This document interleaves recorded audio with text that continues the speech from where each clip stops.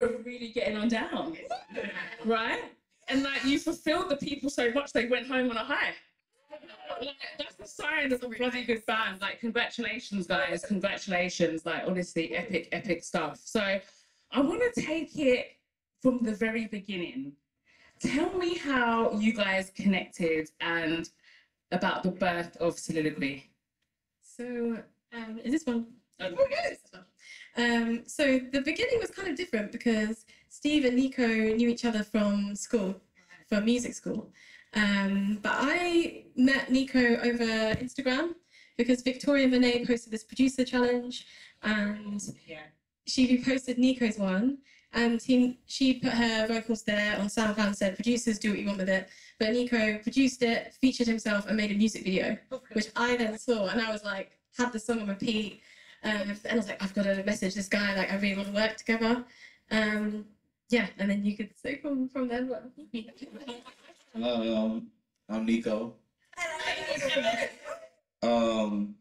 So yeah, Yoji messaged me. She was like, "Hey, I saw your Victoria Monet video, the one she posted, and I want to work with you, you know?" And I was like, "Okay, send me some music," because I'm not gonna say yes, not hearing anything, because there was a 50-50 chance it could be okay, or you know.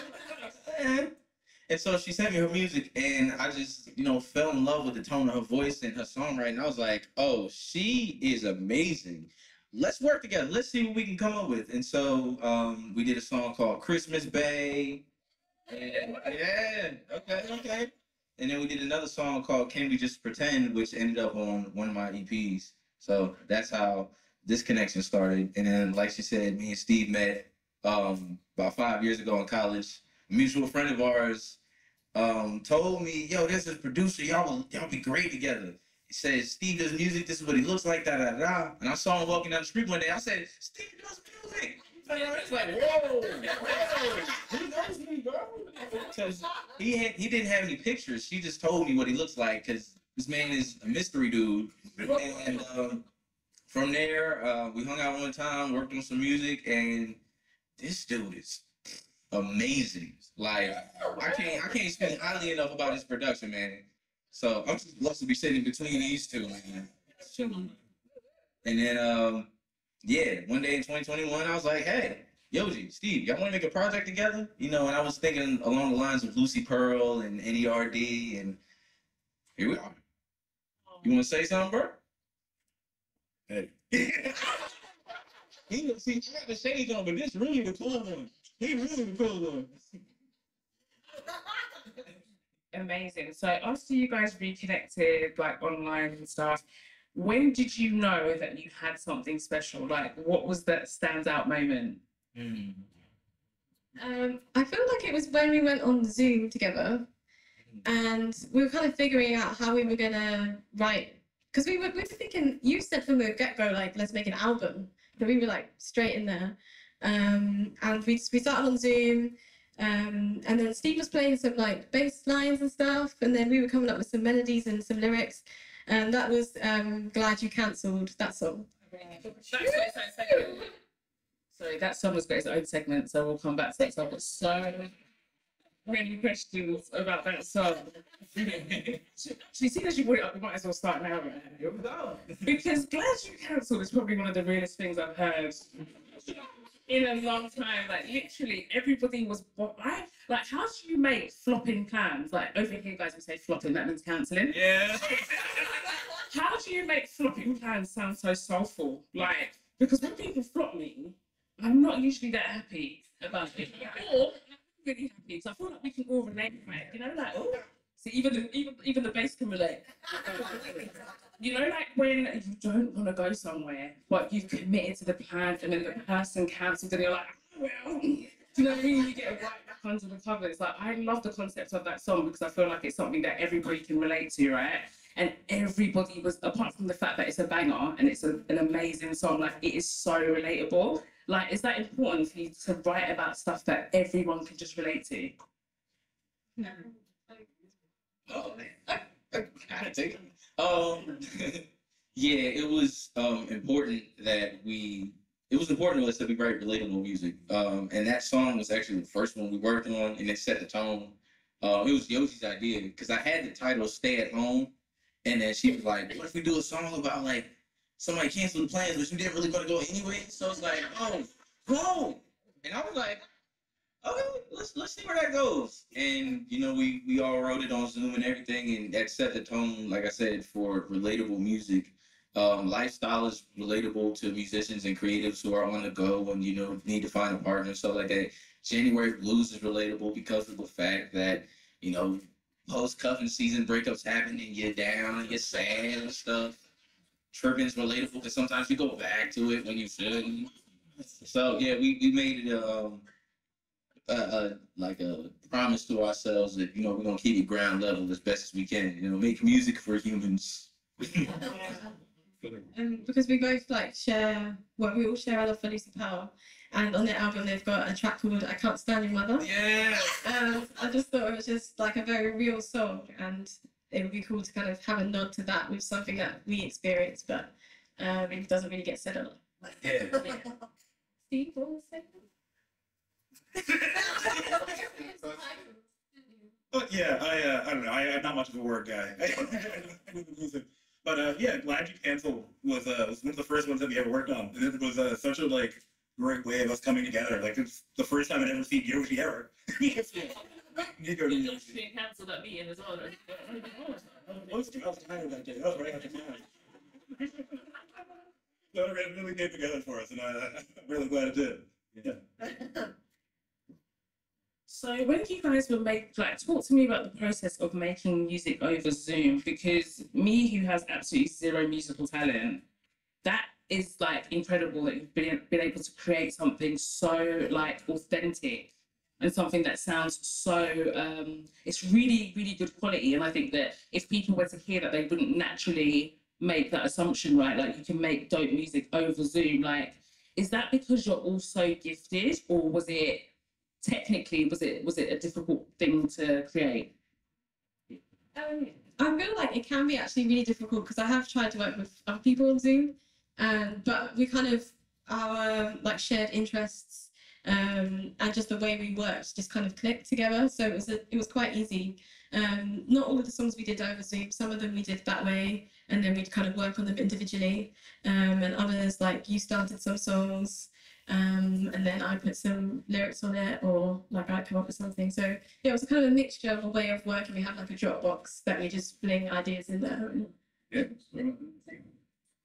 To answer your question of whether it's because we gifted or was it difficult, I'm gonna sit here and say with 10 toes down, we gifted.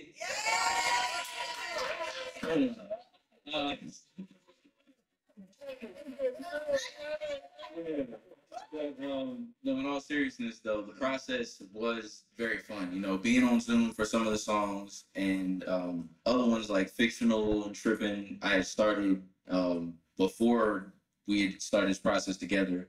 And when we had to look for songs, I was like, oh, I started this. She needs something on it. Yogi sound great on this. So she added her thing on there. And yeah, like she said, put stuff in the Dropbox folder.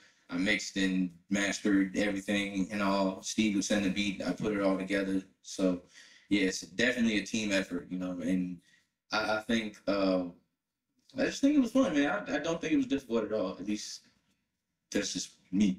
I don't know. Yeah. More an answer for him, bro. I love it. I love it. Yeah.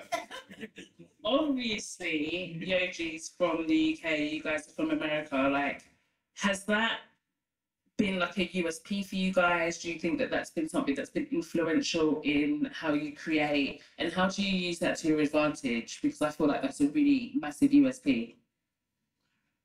Yeah, I think it kind of makes us sound a bit different, especially like we've got a fusion of like rap and like spoken word bits as well. So I do mine in my accent, and then Nico does his.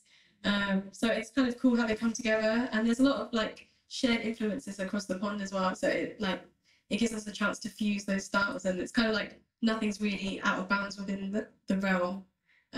So yeah, we're kind of like getting inspired by different things from where we're from. You answered that perfect. You got one word, bro? I got 4 in mind. Yeah.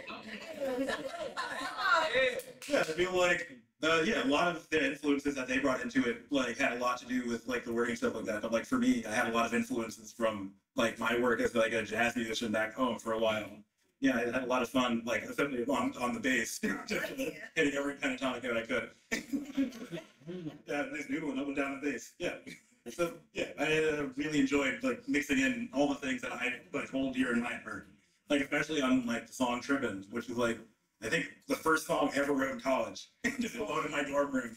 I'm really happy that people are enjoying it.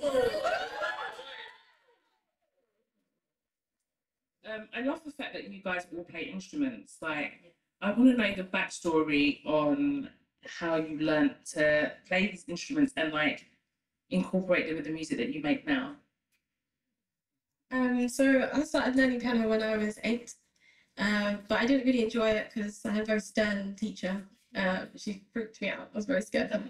But, and it was classical music, which I do like, but it didn't kind of grab me yet. So I kind of slowly went through the grades.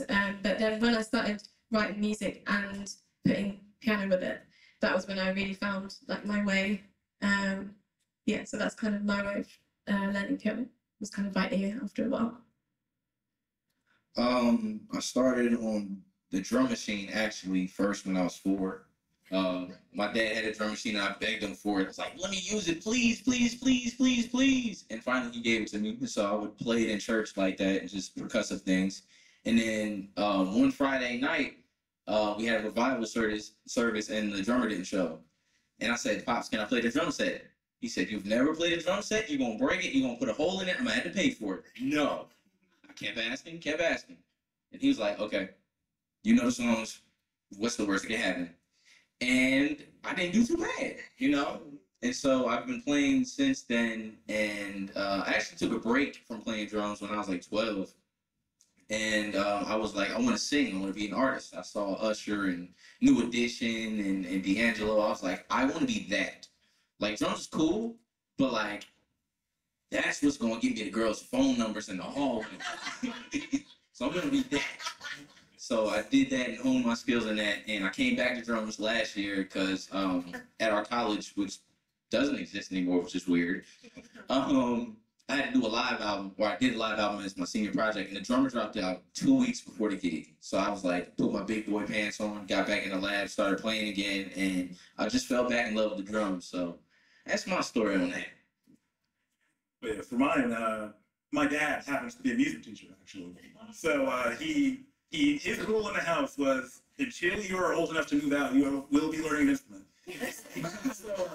So I started on guitar for a while, but I just wanted to watch TV. So out of spite, I picked up production so that I could, just use my laptop, and then when he wasn't looking, I just play video games. But eventually, I actually just got into it, and production is where I've been ever since.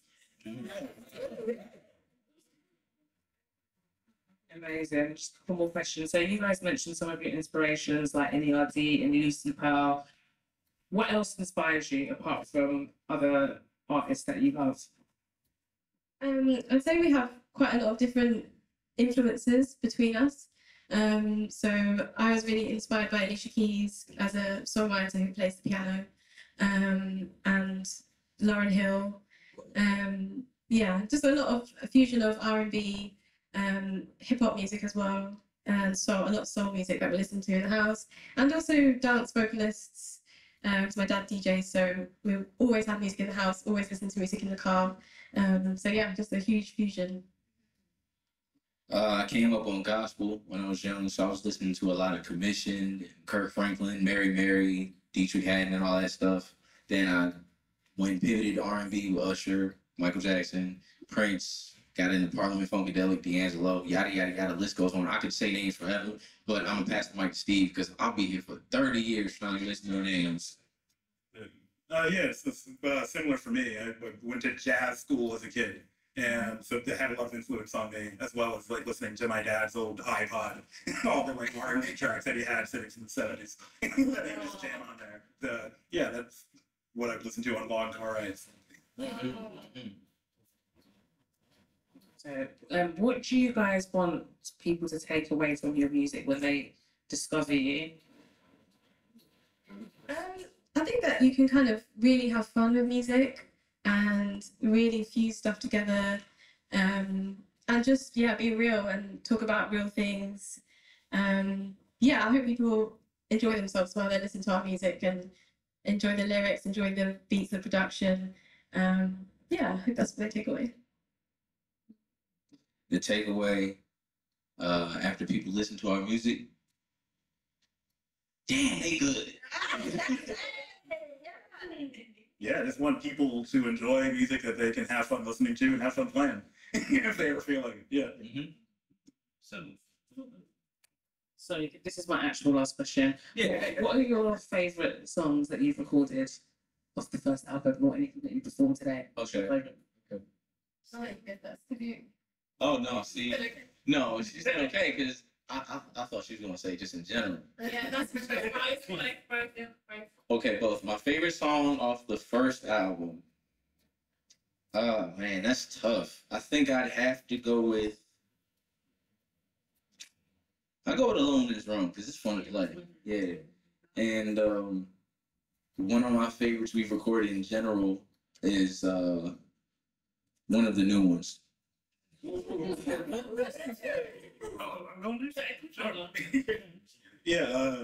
would also go along this room. Like Nico just asked me yesterday, "What's your favorite?" And I had to choose between what's my favorite to listen to and my favorite to play. Yeah, my favorite to play would 100% be Alone in This Room. I just love going ham and bass on that. And the favorite song that we've recorded, again, I'd probably say "Trippin'" because it has a special place in my heart. I'd probably go for Alone in This Room as well because it is just you can just feel like our individual spirits all on that song, and we're just having fun. I think that really comes through with that track.